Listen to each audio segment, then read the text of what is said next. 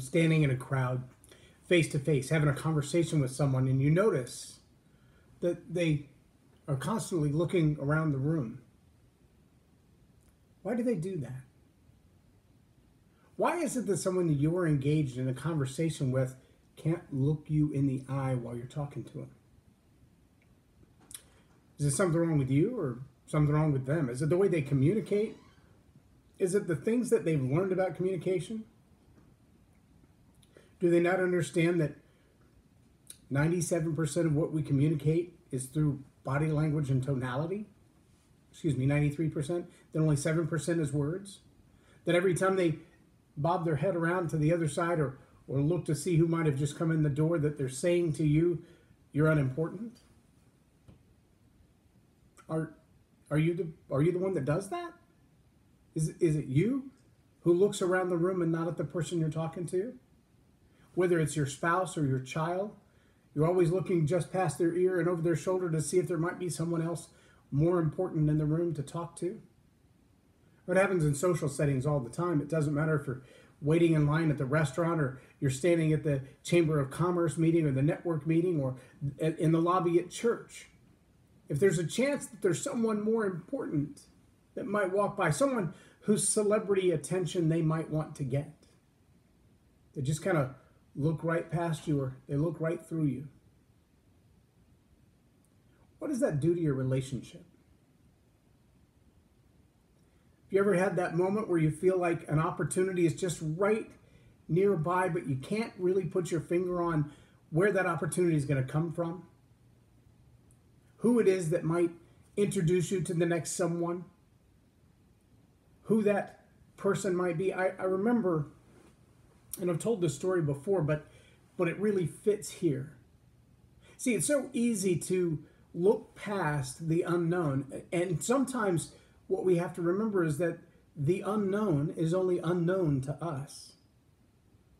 There's a class that I teach from time to time for a large organization, and in this organization, part of the prerequisite to get in the class is to meet a certain criterion, and there's a rubric for this criterion, and it reviews your social media accounts, and reviews your educational background, it reviews your experience in this field background, and it reviews your contacts or references. And so when a reference is put on there, we kind of divvy up, myself and the other people who are responsible for vetting who gets in this class, we kind of divvy up who is it that's going to contact that point of reference.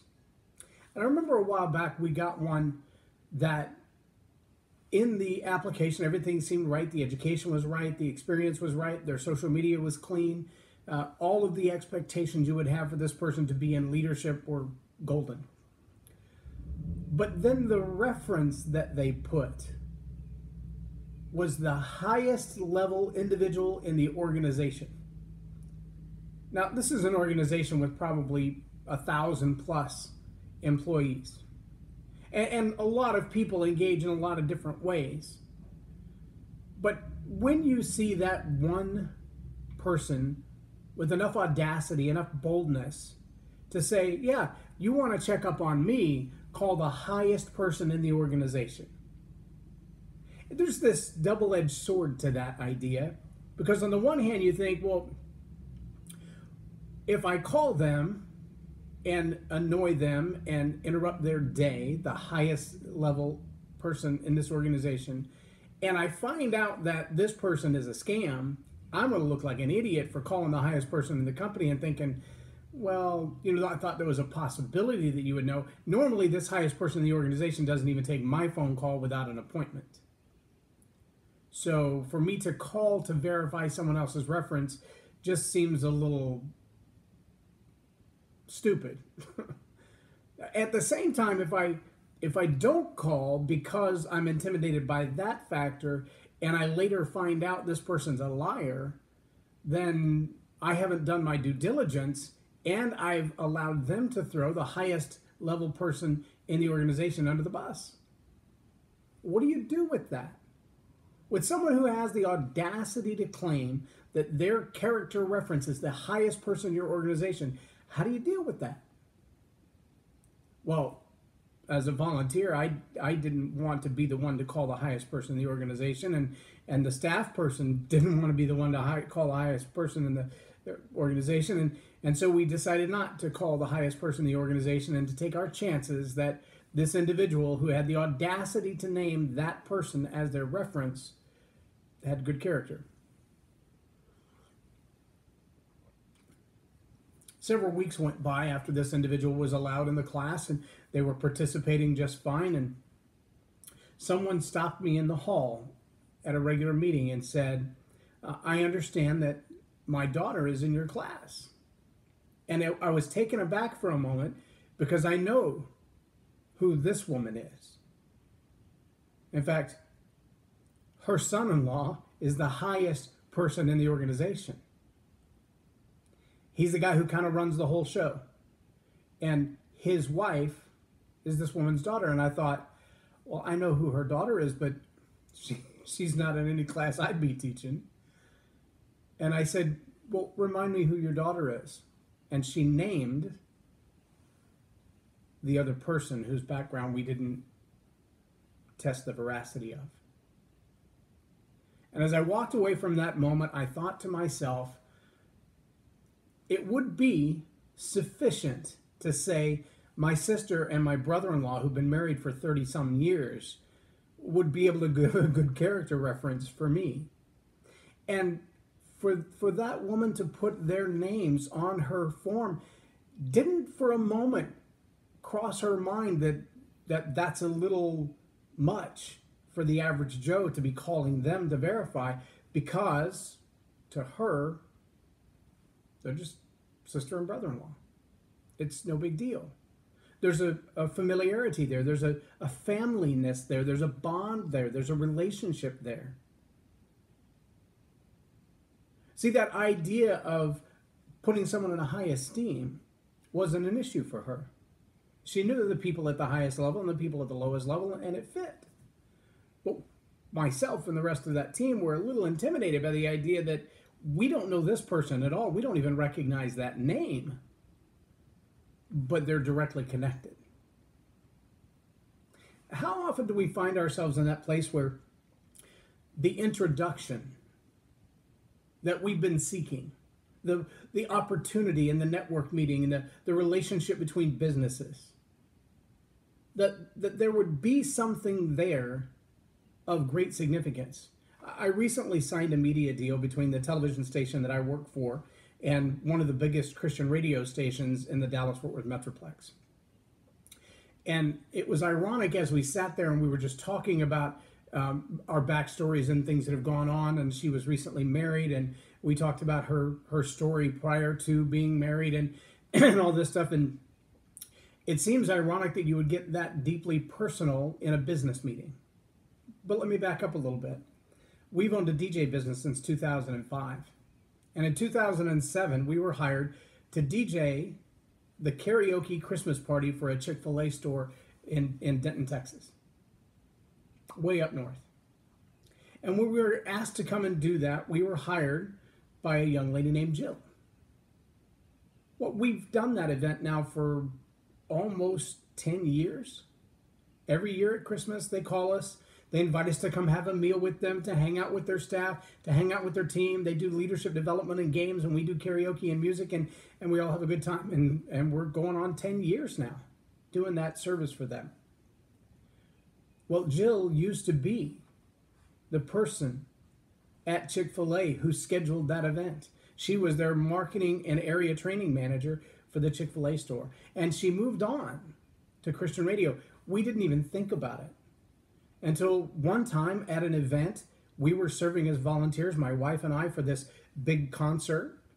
And I saw the name Jill Christie on a business card. And I thought, that is such an unusual name. And I know that name. And so I asked her, have we ever met? And she's like, I don't know. Maybe we have. Obviously, we both meet thousands of people every year. And as we talked about it a little bit, we realized we've had a relationship every Christmas for several years. And now she's doing something entirely different and I'm doing something entirely different, but it didn't negate our relationship. In fact, it was the cultivation of that small relationship, that little $200 and dinner Christmas party that we've done for 8 years, that allowed us to have the trust to sit down and sign a significantly larger deal between our two representative organizations. There are people in your life right now that you look at and you think, what an insignificant relationship. People that you look at in your life and you think, how would they even matter to my life 2 minutes, 2 hours, 2 days, 2 weeks, 2 years from now? Much less nearly a decade later. And see, it's that little question that we allow in the back of our minds to taunt us to say, that person is really not that significant. They don't have any clout. They really don't measure up to anything that I feel would invest in my life. And so we dismiss them. We let them go, if you will. We look over their shoulder and look beyond them and think, well, who's the next important person? I have a friend that those of you who watch comics might know, or if you've ever watched any of the Transformer movies, he's been in all of those, or any of the X-Men movies, he's been in almost all of those, and he's been acting for decades. I met him through another large event that I went to with James Malinchak. But Glenn Morshower and I have pictures of him when we, as a family, went to Cheesecake Factory and spent the entire day together. And I have pictures with him and my son when my son wasn't even tall enough to reach Glenn's shoulder. Now he's probably 4 inches taller than Glenn. Glenn's just a down-home kind of guy. Yeah, he's a big Hollywood A-list actor. And a lot of people know who he is, and he speaks at a lot of different events. And he does his own event called The Extra Mile, which is an incredible event.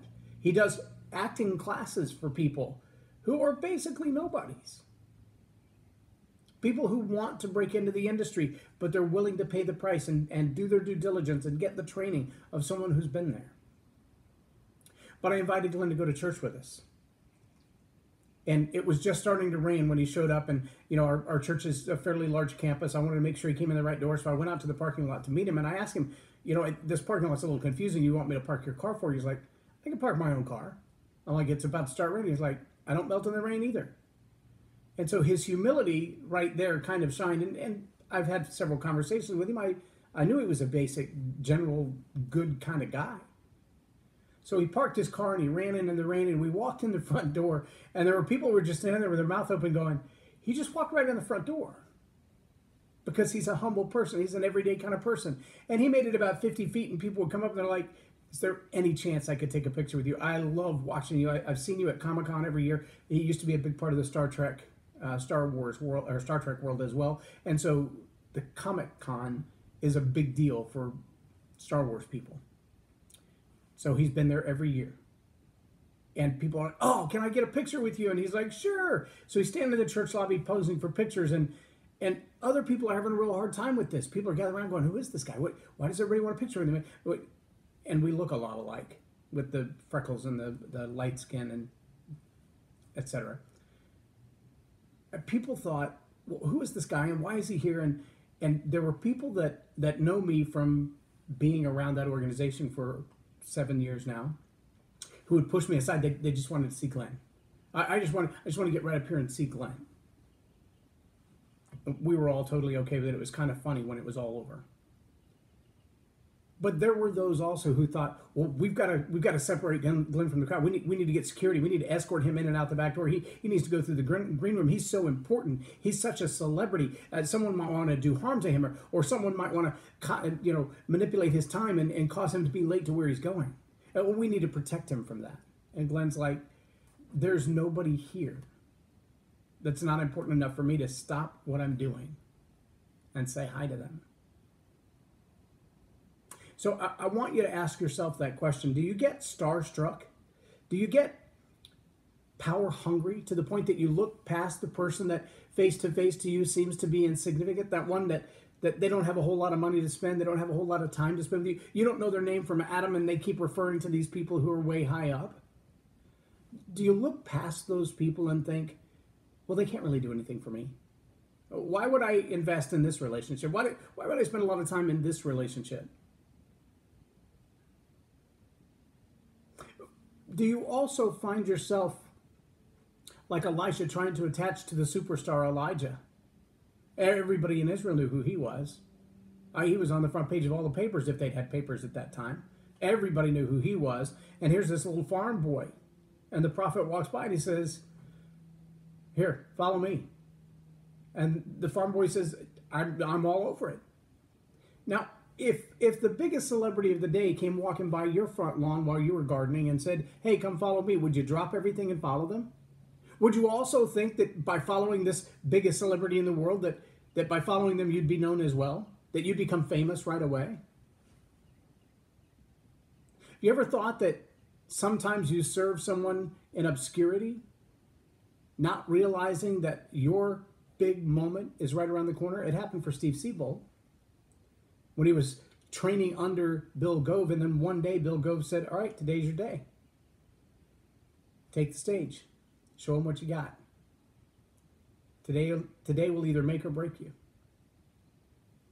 See, working with that protege and mentor type relationship, sometimes the very talented protege, the one lesson they have yet to learn is the humility of sitting under the feet of someone who may not be as flamboyant, may not be as outwardly expressive toward their success, may not be as all that in a bag of chips that you might expect them to be. But as a mentor, they're pouring into that protege to build them up, to set them free, to release them. But they're also watching the humility of that protege. They're watching for the signs. Are you looking past me to see who else might be important in the room? Are you looking for an opportunity somewhere else rather than serving right where you are? See, those are tough questions that we have to ask as leaders, because it's real easy to get ourselves a little worked up and think, well, I'm supposed to be something. I'm supposed to accomplish something. I've got things I'm supposed to do in this life. And to look beyond the opportunity that's right in front of us while we seek another opportunity. Maybe it's in relationships. Maybe it's in career. Maybe it's in education. Maybe it's in service. I want to challenge you today. I want to read this little passage. This is from Dr. Mike Brown's book. It's called The 31 Pillars of Honor. Just a couple of paragraphs here. He says, I'm actually going to back up and add a little more than I had originally thought, because it's a good thought. This is on page 65. Whoops. Good thing I have my Post-it note in there. I would have lost it. Dysfunction is a byproduct of dishonor. When a dishonor is present, there is no natural flow. Paralysis begins to set in. People can't work together well anymore. Communication shuts down, productivity goes down the tube, progress grinds to a halt. Why? Because dishonor has created dysfunction.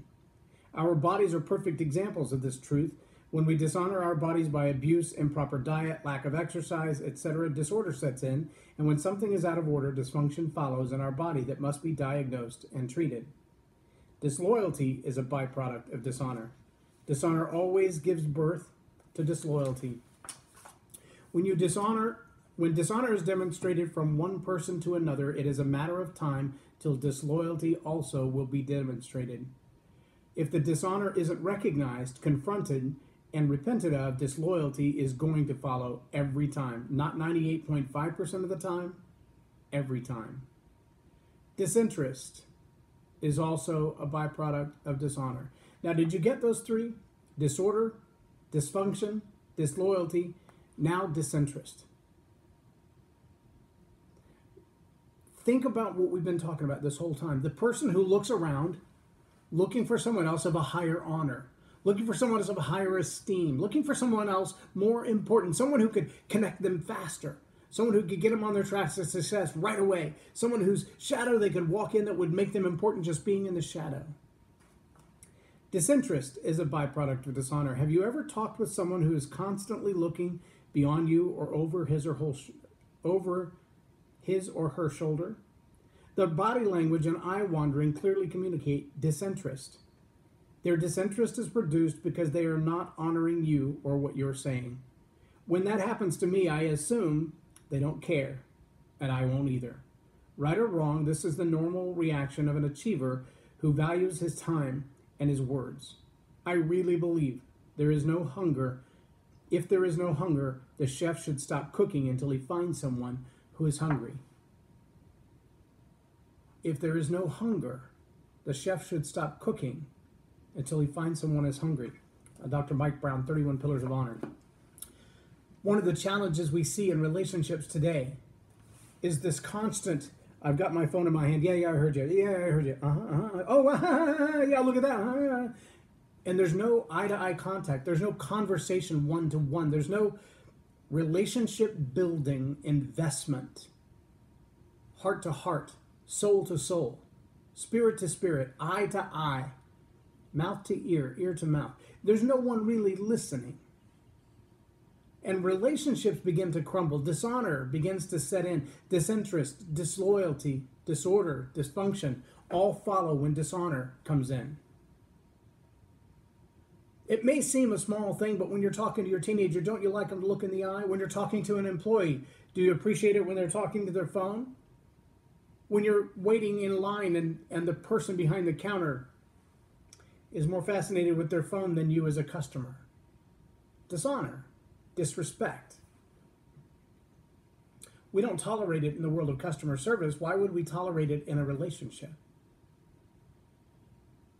But in order for us to move forward in our lives, in order for us to move into our calling, to do what we were made to do, we have to find those people in our lives that we are called to serve, called to honor, called to respect, and then give it our all.